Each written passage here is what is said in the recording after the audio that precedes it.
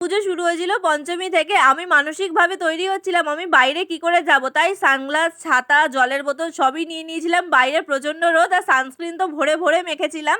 আমরা চলে গেছিলাম সাউথ কলকাতার ঠাকুর দেখতে। দেশপ্রিয় পার্কের থেকে স্টার্ট করেছিলাম। সামনে থেকে ঠাকুর দেখতে পাচ্ছি এই কারণে, কারণ এখনও বিকেল হয়নি, সকালই আছে, তাই সামনে থেকে দেখতে পেয়েছি। এটা হচ্ছে ত্রিধারার ঠাকুর। আমরা তারপরে গেছিলাম ত্রিধারাতে। রোদে ঘুরে জল খেয়ে আমরা এসেছিলাম ঔদে নিজেদের পেট পুজো করতে। যতক্ষণ খাওয়ার অর্ডার দিয়ে দিয়েছিলাম ততক্ষণ একটু ভিডিও করছিলাম, যেটা এখন আমার স্বভাবে দাঁড়িয়ে গেছে। ওদের প্রত্যেকটা কটা খাবার খুব ভালো লেগেছে। আমার এই ফিরনিটা আমাদের কাছে ভুলবশত এসছে, জানো তো।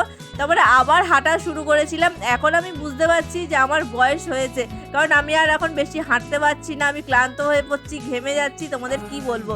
এক একটা জলের বোতল শেষ হচ্ছে, আবার জলের বোতল কিনছি, এই করে আমাদের পুজো কেটেছে। এক একটা লাইনে 2 ঘন্টা দাঁড়িয়ে আমরা ঠাকুর দেখতে পাচ্ছি। তুমি ভাবতে পারছো কতটা আমাদের কষ্ট হয়েছে। সবার একটু কম হচ্ছিল, কিন্তু আমার একটু বেশি হচ্ছিল। চেতলা ঠাকুরটা দেখে আমরা চলে এসেছিলাম বাড়ি।